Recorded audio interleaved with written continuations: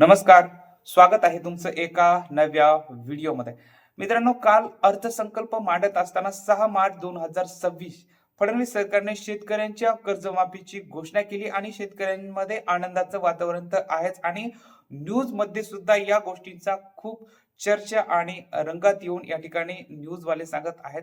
परंतु या ठिकाणी खरंच मुळाशी जाता आपल्याला एक लक्षात येईल की शेतकऱ्यांची ही कर्जमाफी नसून ही एक शुद्ध प्रकारची फसवणूक आहे. आता कशी फसवणूक आहे हे तुम्हाला जाणून घ्यायचं असेल तर हा व्हिडिओ तुम्हाला शेवटपर्यंत नक्की पाहायचा आहे आणि तरच तुम्ही कमेंट्स बॉक्सकडे नक्की जायचं आहे. अर्धवट या ठिकाणी तुम्ही व्हिडिओ बघताल आणि म्हणताल की एक चांगली गोष्ट असून या ठिकाणी निगेटिव्हिटी पसरवण्याचं काम हे या ठिकाणी चालू आहे. अशा प्रकारे तुम्हाला वाटू नये यासाठी हा व्हिडिओ तुम्ही शेवटपर्यंत नक्की बघायचा आहे.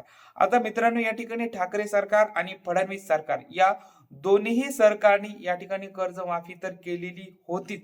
परंतु या ठिकाणी ठाकरे सरकारच्या काळामध्ये अत्यंत चांगल्या प्रकारे या ठिकाणी कर्जमाफी झालेली आहे आणि फडणवीस सरकारने काल घोषणा करत असताना सांगितलेलं आहे की अंतिमतः जे काही आपला अहवाल आहे, जे काही समिती गठीत करणार आहेत जे शेतकरी कर्जमाफीची, त्या कर्जमाफीच्या अहवालावा अंती या ठिकाणी शेतकऱ्यांचं कर्जमाफ केलं जाणार आहे. म्हणजेच काय, तर अजूनही काही शेतकऱ्यांच्या अंगावर टांगती तलवार आहे.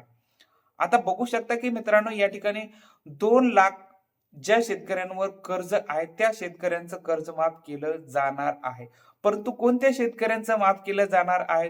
जे की थकीत ज्यांचं कर्ज आहे, ज्यांनी रिन्युअल कधीही केलेलं नाही, ज्यांनी उचललं आणि ते बँकेकडेच कधी केले नाहीत, त्यांचं कर्ज या ठिकाणी माफ केलं जाणार आहे.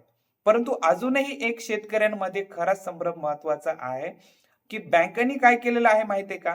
एसबीआय बँक असेल किंवा जी जी जी तुमची दत्तक बँक असेल, त्या दत्तक बँकांनी काय केलं की शेतकऱ्यांच्या घरी आले आणि त्यांच्या सिग्नेचर घेऊन त्यांचं जे काही पीक कर्ज आहे ते पीक कर्ज रिन्युअल करण्याचं काम केलं आहे की तुम्हाला 10% वाढ होते म्हणून प्रत्येक बँकेने काय केलेलं आहे की शेतकऱ्यांचं रिन्युअल केलेलं आहे. म्हणजे काय, तर 50% असे शेतकरी आहेत आज महाराष्ट्रामध्ये की ज्यांचं कर्ज हे म्हणजे जुनं नाहीये, ते प्रत्येक वर्षाला रिन्युअल करतायत.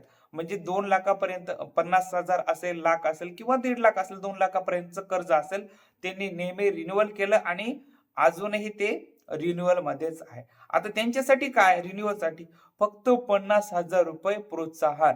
म्हणजेच काय, तर तुम्ही चांगल्या प्रकारचं काम करताय, शासनाचा जो काही म्हणजे पीक कर्ज आहे ते वेळेवर भरताय म्हणून तुम्हाला प्रोत्साहन म्हणून शासन काय करणार, तर तुम्हाला फक्त काय करणार, ₹50,000 बक्षीस म्हणून देणार. आता एखाद्या शेतकऱ्याचं जर कर्ज 1.5 लाख असेल आणि सरकार काय करते की त्याच्यावर 10% त्याला वाढ देईल. म्हणजेच काय, तर त्या 1.5 लाखावर ते 10% देतील म्हणजे 1,65,000च्या जवळपास त्याला 10-15,000 खात्यावर टाकेल आणि ₹50,000 त्याला प्रोत्साहन म्हणून अनुदान पण देईल. म्हणजे चांगल्या प्रकारचं काम करताय म्हणून. पण त्या शेतकऱ्याचं कर्ज ॲज इट इज जशाला तसं राहील. ते कर्ज माफ होणार नाही आहे. म्हणजे रिन्युअल कर्ज होत जाईल, पण ते शेतकऱ्याचं कर्ज माफ होणार नाही. मग खरा जी काही माफी आहे, ती माफी कोणाला आहे? ज्यांनी एकदा कर्ज उचललं ते बँकेत परत गेले नाही आहेत. पण महाराष्ट्रामध्ये 50% शेतकरी असे आहेत की त्यांचं रिन्युअल 100% त्यांनी केलेलं आहे आणि त्या रिन्युअल वाल्यांना फक्त काय भेटणार, ₹50,000 अनुदान भेटणार आणि परत त्यांना कर्जासाठी ऍप्लिकेशन पण देता येणार नाही.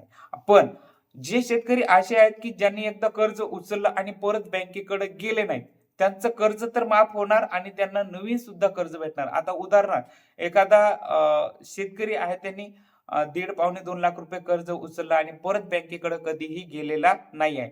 त्याचं काय होणार, कर्ज 1.5-2 लाख रुपये माफ होणार आणि परत त्याला तेवढंच कर्ज भेटणार.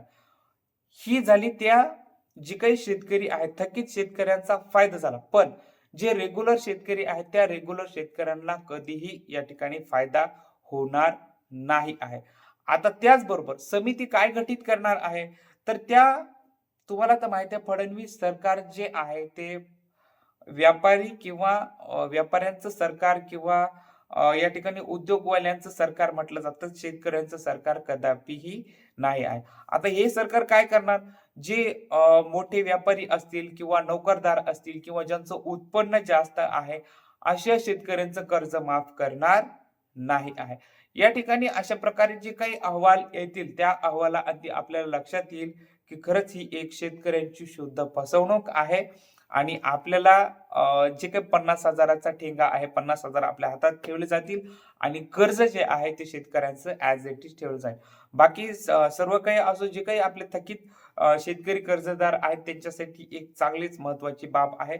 बाकी जे काही गोष्टी आहेत ते आपल्याला ॲक्सेप्ट करणं सगळ्यात महत्त्वाचं. या ठिकाणी सरकारपुढे आपण काहीही करू शकत नाही. त्यामुळे ज्या काही गोष्टी आहेत त्या आपण सर्वस्वी समजून आपण या ठिकाणी ॲक्सेप्ट करणं महत्त्वाचं आहे. बाकी तुम्हाला काय वाटतं हे तुम्ही कमेंट्स बॉक्समध्ये मला नक्की कळवू शकता. ही कर्जमाफी खरंच एकदम चांगली झालेली आहे किंवा या ठिकाणी शेतकऱ्यांच्या अंगावरती टांगती तलवार आहे किंवा हे प्रोत्साहनपर योजना काढून प्रत्येक शेतकऱ्यांना या ठिकाणी कर्जमाफी द्यायला पाहिजे. हे महत्त्वाचं आहे. हे तुम्ही मला सगळं काही कमेंट्स बॉक्समध्ये नक्की कळवू शकता. आजच्या व्हिडिओसाठी एवढंच. धन्यवाद.